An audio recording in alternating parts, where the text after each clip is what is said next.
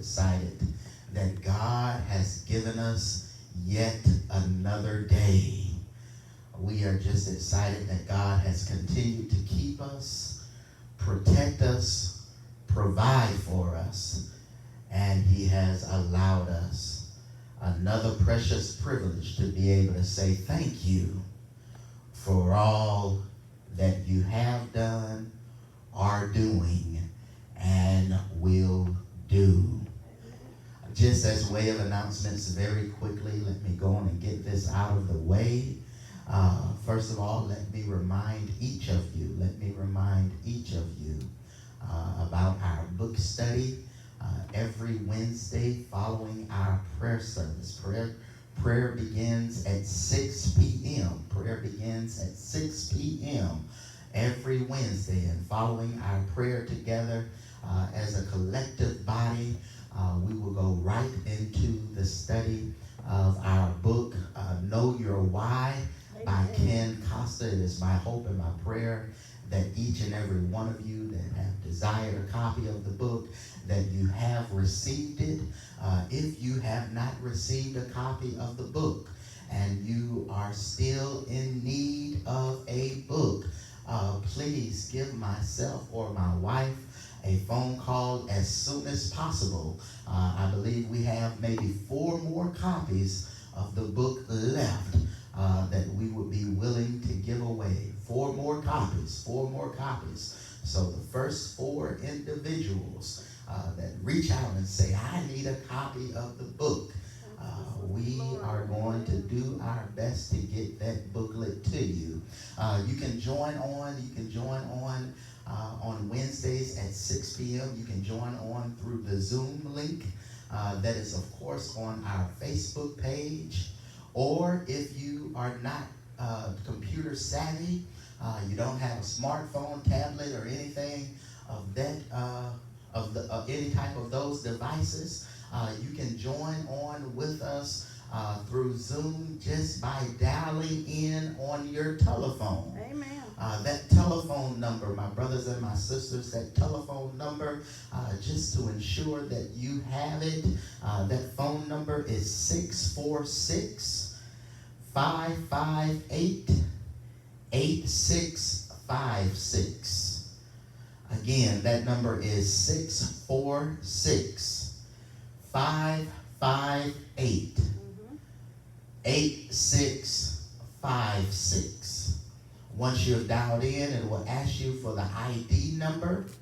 That number is going to be 835-1277-6265. Again, the ID number is 835-1277-6265. And the password to be able to log in with us is going to be 658081. Again, that password is 658081. I do indeed look forward to each and every one of you joining on with us as we go through this book entitled Know Your Why by Ken Costa.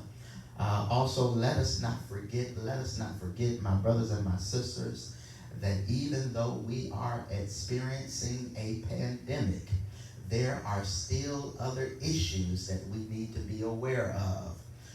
First of all, if you have not been paying attention to the meteorologists, we are needing to be prepared for storms that will be hitting the Georgia state. From my understanding, there are two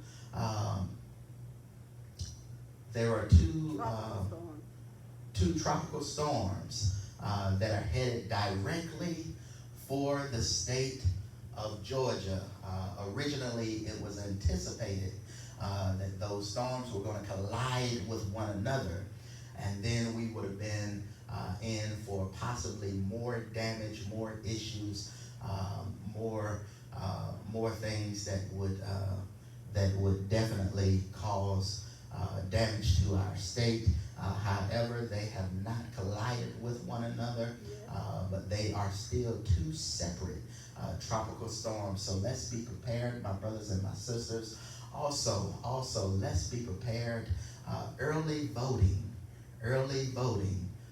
starts. I'm trying to remember the date. I had it on my mind some time ago, and I forgot it. But let's be prepared, my brothers and my sisters. If you are a registered voter, please, I beg of you, don't sit back. Don't sit back thinking that no matter what, things are going to be all right. We have an obligation to stand up and make our voices heard. So let's be sure that as we approach the upcoming election, that we are prepared for early voting. October 12th. I know starts October 12th. Early voting starts October the 23rd. 12th. I'm sorry, October the 12th. Early voting starts October the 12th. October the 12th. Early voting starts here in the state of Georgia. Let's ensure that we don't wait until election day and go out and have to stand in the long line so that we can go and vote. Let's ensure that we do our due diligence and get out as soon as possible, as soon as the polls open, so that we can go on and cast our vote. Also, my brothers and my sisters, I made mention on last, I believe it was last Wednesday, on our call. Let me also say it here online as I join with you together on today. Let us make sure. Can you get me the other mic? This one is giving me some feedback. I'm so sorry. Let's make sure you're going to be receiving in the mail an application to get an absentee ballot. Please, my brothers and my sisters, we do not know what's going to happen in the future. We do not know what is going to happen in the future. We don't know. That's even worse.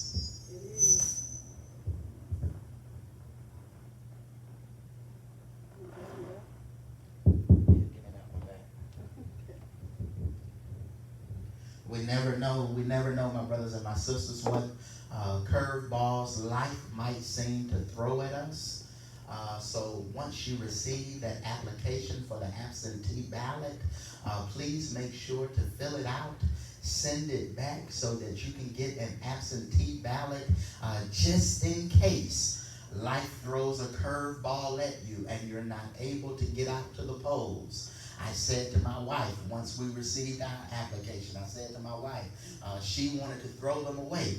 And she said, well, we're going to early vote. I said, baby, we're in the midst of a pandemic. You never know if one of us may get sick, one of us may get deathly ill, whatever the case may be, and we're not able to get out to the polls to make our voice be heard. So let's ensure that we get those absentee ballots. And if by chance you're not able to get to the poll, make sure that you mail your absentee ballot off as soon as possible. Or you can drop it off. Or you can drop it off to the address that will be listed on that ballot as well. Also, my brothers and my sisters, let's ensure that we are being forever prayerful and mindful of all of our members that are sick and shut in. Let's make sure that we're reaching out to the family members, seeing if there's anything that we can do to assist in whatever needs and areas that we may be able to. Now, with all of that said, I know that you all are ready for the word. I'm ready to dive right into it. Turn with me to the Gospel of John, the Gospel as recorded by John. The Gospel as recorded by John. We want to jump right over to chapter number 5. John chapter number 5. John chapter number 5. We're going to start our reading with verse number 5. I would that in your own devotional time that you would read verses 1 through 15 in your own devotional time. But for the sake of time that has been extended unto us today, we want to start our reading with verse number 5. And I will be reading from the CLM version of the Bible. In case you don't know, the CLM version is the Christopher Lee McCall version of the Bible. Might read slightly different from that you have there in your hand, on your tablet, whatever the case is. It's going to say essentially the same thing. But this is the CLM version, this Christopher Lee McCall version. It's not in print as of yet, but one day we might have to dive on into getting it printed. And there was a man there that had been there 38 years. That's enough. All right now. That's enough. That's enough. That's enough. And there was a man there who had been there 38 years. And there was a man there who had been there 38 years. My brothers and my sisters, for the time that is allotted unto us on today, I simply want to talk from the subject of I've been here long enough. All right. All right. I've been here long enough. One of the most common and proverbial questions that is ever raised is, when is enough enough? All right. This question has been raised for centuries by individuals who have experienced the pressing weight of life. Nameless individuals who have reached the tipping place in life where they have experienced the weight and crushing of life. They've had to battle with this question. When is enough enough? All right. Persons, individuals, after having fought and battled, have reached a place where they seem to have no more fight in them. They've given their best, but they quickly realized and recognized that their best just wasn't good enough. They tried to fight the good fight, but the fight that was in the opposition was far greater than the fight that was in them. Each and every one of those individuals reached a place in life where life seemingly got the best of them, and they begin to raise the question, when is enough enough? All right. And my brothers and my sisters, so that we don't get this thing twisted, so that we don't just assume that it was just for those in past, but the truth of the matter is that each and every one of us have also reached that intersection of enough is enough boulevard. All right. All right. We've all had an encounter with something or someone that has caused us to reach that sacred time and space in our lives where we begin to raise the question within ourselves, when is enough enough? Let's be assured of the fact that disappointment is always bitter and yet is so common. For disappointment itself is just like a brick wall that appears seemingly out of nowhere. Yeah. And before you know it, you're simply driving down life's highway, and before you know it, there seems to be a brick wall that you run right smack and dab into. And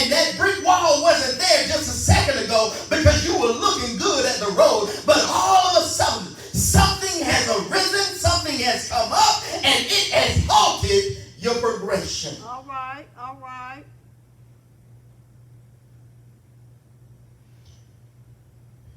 Each one of us, we've reached that boiling place in life when we've developed a Fannie Lou Hamer spirit and said, I'm sick and tired of being sick and tired. Come on, y'all, help your boy preach. I'm tired of being lied to. I'm tired of being misused. I'm tired of this disease that has stricken my body. I'm tired of doors being slammed in my face. I'm tired of government officials that value the economy over the lives of the people. I'm tired of seeing black and brown-bodied individuals gunned down in the streets for no reason. I'm tired of singing the mantra of Black Lives Matter and then having to look at the news and having to look at newspapers and hear about black and brown-bodied individuals killing one another. I'm just doggone tired. I'm tired of having to fight for racial equality. I'm tired of having to deal with persons that don't accept my value. I'm just tired of being tired. I've reached a boiling place in my life where everything has seemingly got the best of me, and I'm tired. All right. All right. All right. All right. Of being Tired. tired. I'm sick and tired. And enough Is enough. is enough. Each one of us can identify with the words of Christopher Paul Curtis, who said, there comes a time when you're losing a fight that it just doesn't make sense to keep on fighting. It's not that you're being a quitter. It's just that you've got the sense to know when enough Is enough. is enough. And my brothers and my sisters, let me pour something into your spirit, because of the fact you've heard so many times that people say when you give up, you're just a quitter. And so many times in life you've probably been referenced to as being a quitter. But my brothers and my sisters, you can clap back at them and you can tell them it's not that I'm quitting. It's not that I'm giving up. It's not that I'm throwing in the towel. It's not that I'm allowing it to get the best of me. I just recognize that God has given me sense enough to know when I need to stop fighting. All right now. All right now. I want to hold them and hold them. Sometimes, my brothers and my sisters, it's best just to walk away with your head held high. That's right. We go low, we go high. Yeah, I recognize that so many of us, we think that when we walk away, we're having to walk away in defeat, and we're allowing our head to hang low. We have tears running down our eyes. People begin to talk about us and tell us that we're quitters. But my brothers and my sisters, if God has given you the sense and the know-how to know when to walk away, it's best for you to walk away. All right now.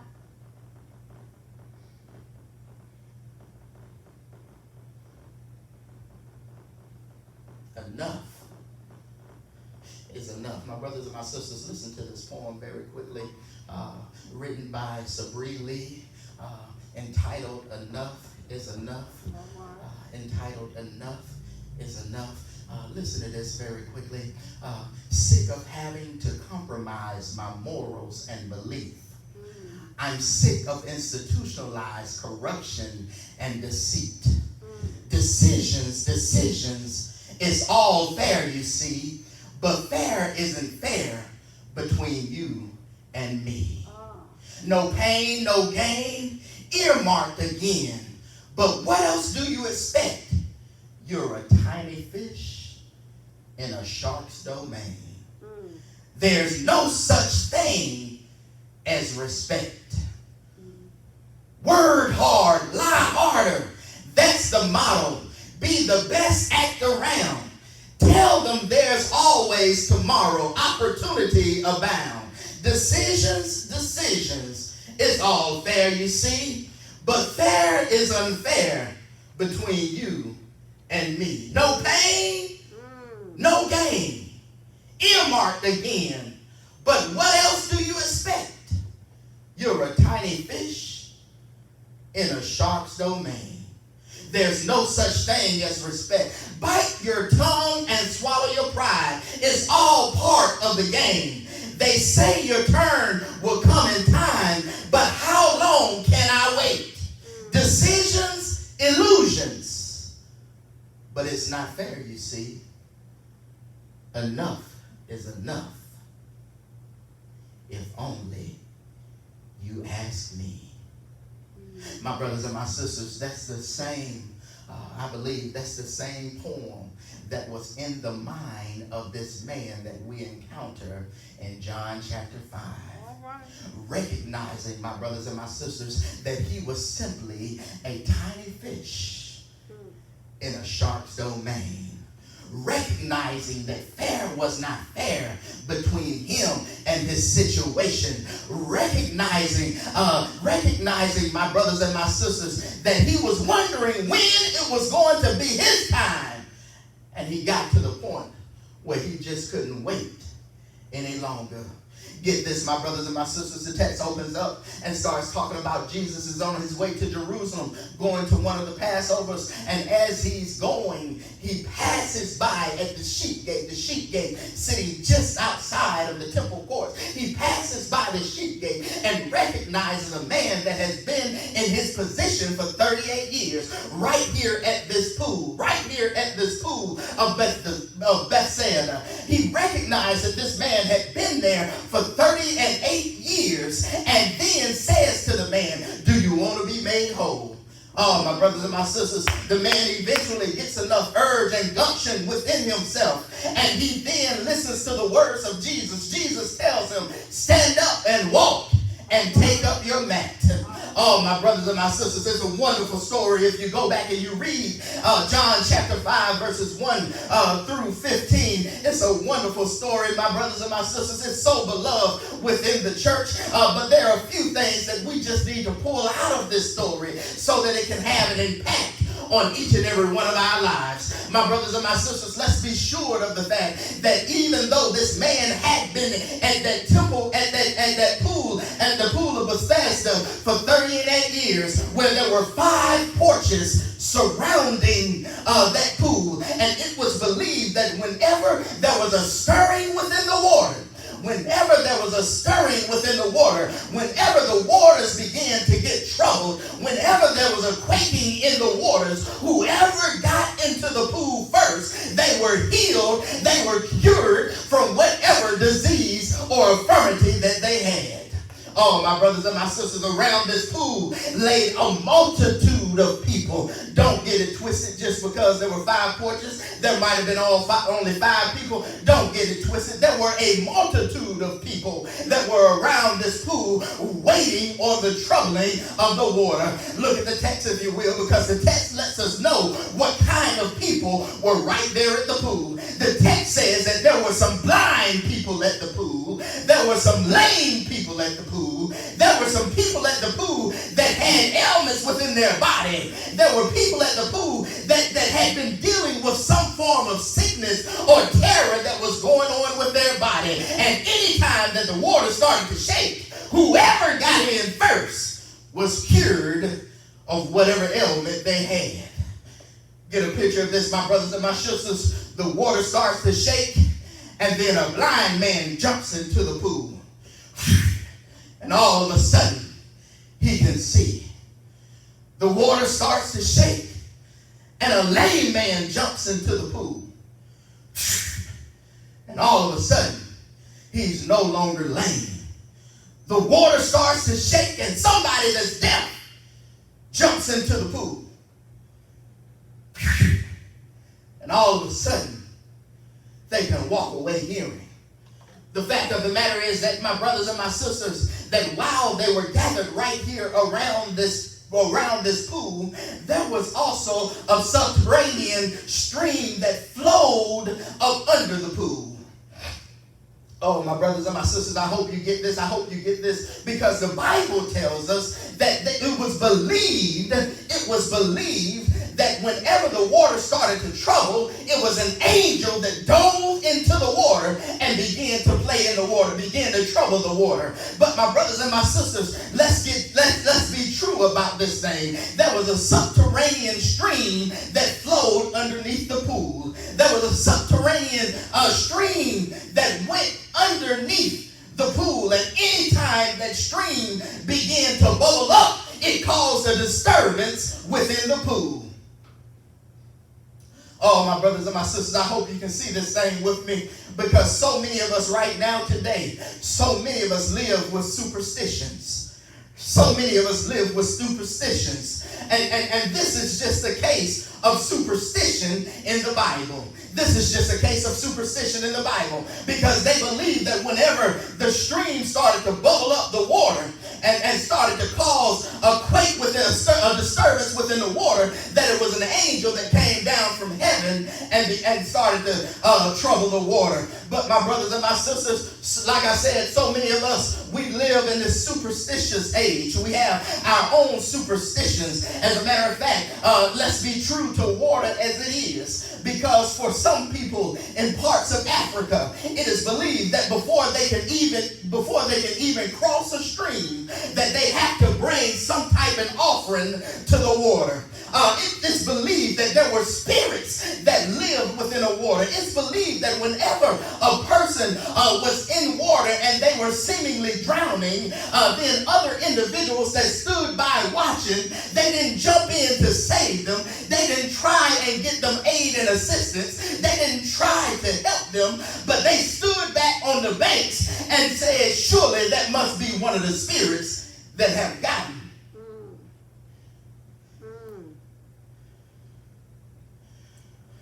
So my brothers and my sisters, anytime that this subterranean stream would begin to bubble up, it caused a disturbance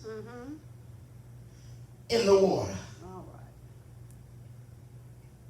And whoever got in, when the water was disturbed, So they say. they walked away cured of whatever ailments they had.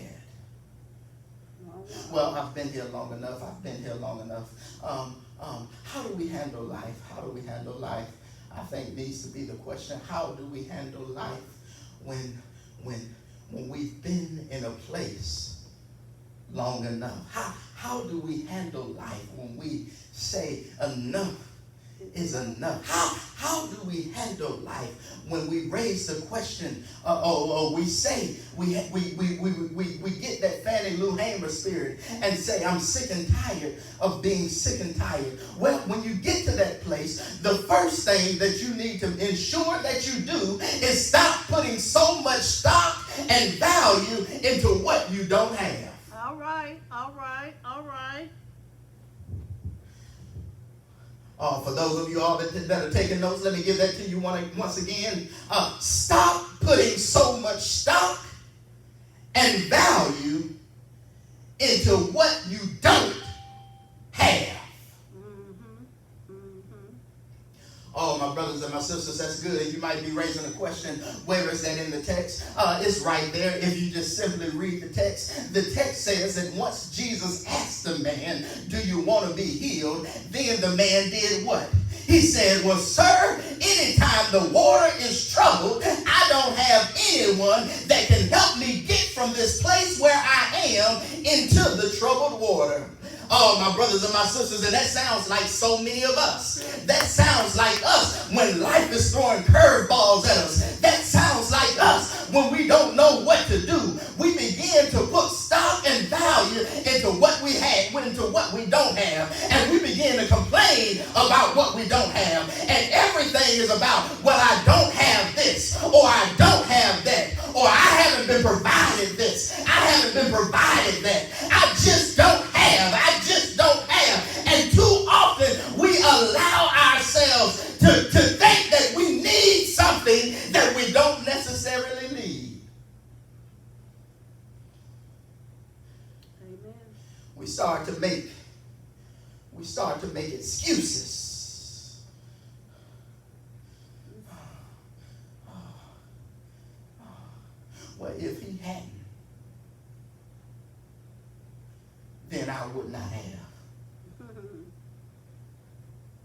If they had only treated me, then I would not have. And all that we're doing, my brothers and my sisters, when we start to make excuses, is that we're adding stock and value to something that we don't have. If we don't have it, then there's a reason that we don't have it. And we need to learn how to move forward in spite of the fact that we don't have it.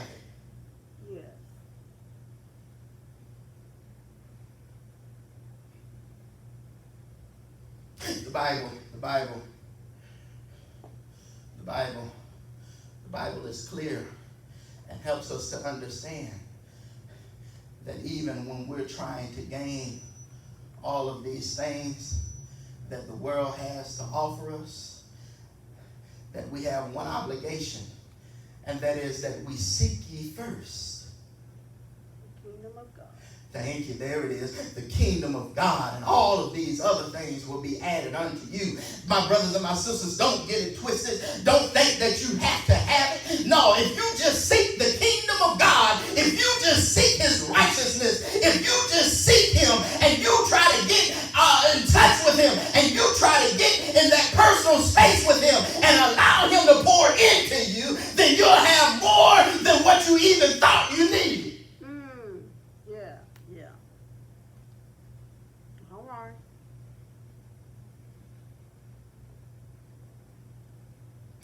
Oh, my brothers and my sisters, if there's one thing that I can't stand, one thing that just gives me a distaste in my mouth, one thing that just gives me a distaste in my mouth is whenever I hear a church that says, well, we can't do. Then we must be reading two different Bibles, because the Bible that I read says I can do all things through Christ who strengthens me. The Bible that I read says that he will give me exceedingly abundantly above all that I can ever ask. Yeah. That's what it says. Or think. Here's what happens. Here's what happens, my brothers and my sisters. When we put too much stock and value into what we don't have, we're giving what we don't have power to conquer us. Amen. That's good right there. That's good. I feel like running right there, y'all. When we get to that place where we're putting too much stock and value into what we don't have, then we're giving it the power to conquer us. That's right. Sure enough. So when we reach that place where enough is enough, don't start looking around for excuses. Don't start looking around trying to play the blame game. Don't start looking around trying to figure out who you can point the finger at. But instead of looking at what you don't have, you need to think about who you're in conversation with. All right. Oh, in case you missed it, that's the second point right there. You need to start looking at who you're in conversation with. The man may not have realized it, but look at here. The Bible says that he's been there for 38 years. He's been at this pool for 38 years. Jesus now in his ministry had been going to the temple on numerous occasions, and in order to get to the temple for whatever Passover it was that he was going for, for whatever feast it was that he was going for, whether it was Passover, Pentecost, or the Feast of Tabernacles, he had to go by this pool. So he recognized the man because time after time, he had to walk by the man. Right.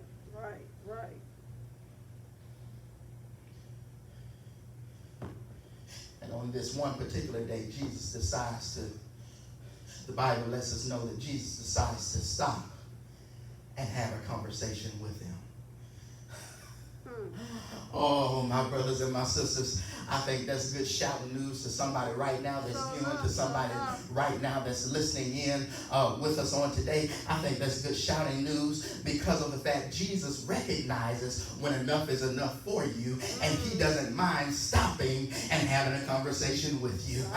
Oh, my brothers and my sisters, the only thing that you need to ensure that you do is keep your ear tuned in. Keep a waiting ear, waiting to hear him say, what can I do for you? How can I assist you? Let me bring you out of this thing. Let me deliver you. Let me pull you out. Sometimes we've got to have an awaiting ear.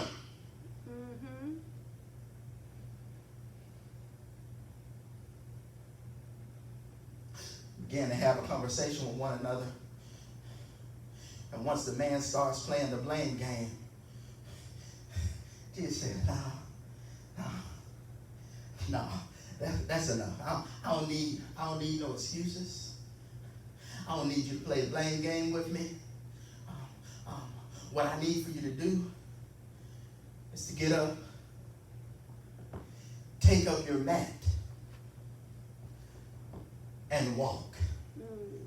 And my brothers and sisters, the wonderful thing about Jesus is that when he comes to us and he begins to speak to us, if we take heed to what he says, we're in store for a deliverance that we didn't know that we were able to receive. All right. If we receive what he has to say, then we're in store for what we need to get us from point A to point Z. If we hear what he has to say. That's right.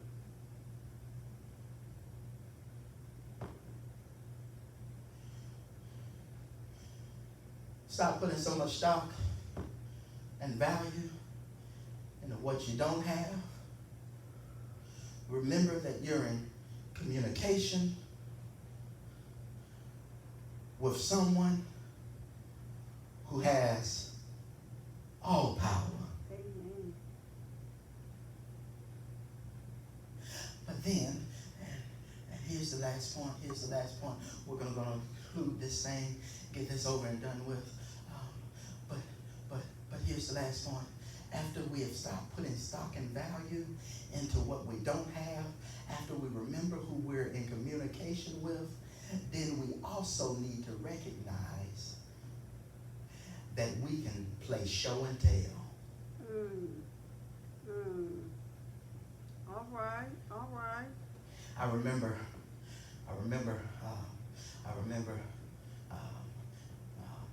when I was in elementary school, every Friday, we had show and tell. Every Friday we had show and tell. Show and tell was simply where you could choose something from your house, whether it was your favorite toy, whether it was a baseball or football card. You had something that you brought from your house, and you began to show it off to everyone that was there in the classroom. And then, once you showed it to them, you had the opportunity to explain to them what it was. That's right. Oh, my brothers and my sisters, don't get this thing twisted, because so many of us just simply believe that when the Lord delivers us from something, when the Lord brings us out of something, it's just for our own being. No, the Lord has delivered you. The Lord has brought you out. The Lord has made a way for you. The Lord has been, just as we sung a little while ago, a way maker, miracle worker, light in the midst of darkness, not just for you, but so that you can play show and tell with somebody else, so that you can be able to show off, this is what the Lord has done for me, so that you can begin to tell somebody, look, I was going through, but the Lord pulled me through, so that you can begin to share with somebody, I was down and out, I was ready to throw in the towel, but the Lord came through and he lifted me up. Yes, that's right. Show and tell. When enough is enough, stop putting value and stock into what you don't have. Remember who you're in conversation with. The Lord. and then begin to play show and tell. My brothers and my sisters, if you're viewing us today or you've joined with us virtually and you're saying to yourself, I have just had enough in life. I've reached my boiling place. I'm tired of being sick and tired has gotten the best of me. I need something different in my life. Right now, I want to offer you Jesus. Yes. I want to offer you Jesus. He's the way that I know to get to the Father. As a matter of fact, one Friday he died just for you. He was buried in a borrowed tomb, but got up with all power in his hands that following Sunday morning. I want to offer you that same Jesus that I had an encounter with. If you're viewing us, if you're online viewing us, if you're on the telephone with us, and you're saying, I need to be a part of the Christian body, then please, my brothers and my sisters, don't hesitate. Shoot us a message through our Facebook page. Give us a call here at the church. Let us know that it was because of the viewing of this broadcast that I decided to give my life to Jesus Christ.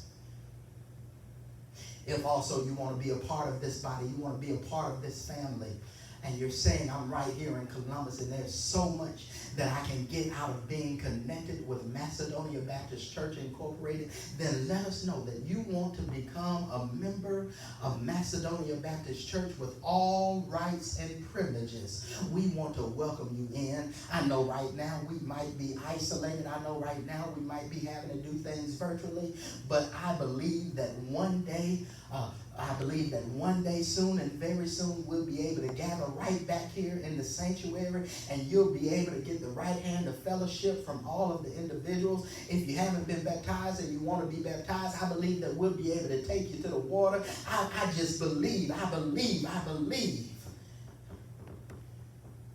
it's possible.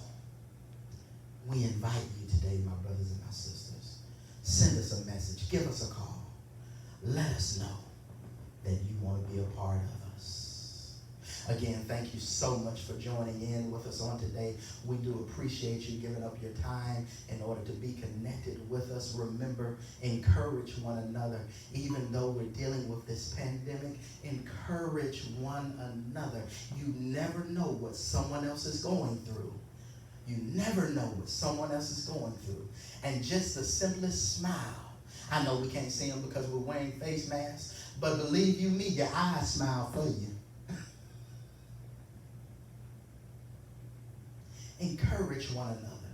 Check on one another. And most importantly, stay connected. God bless you. Until next time, peace and blessings.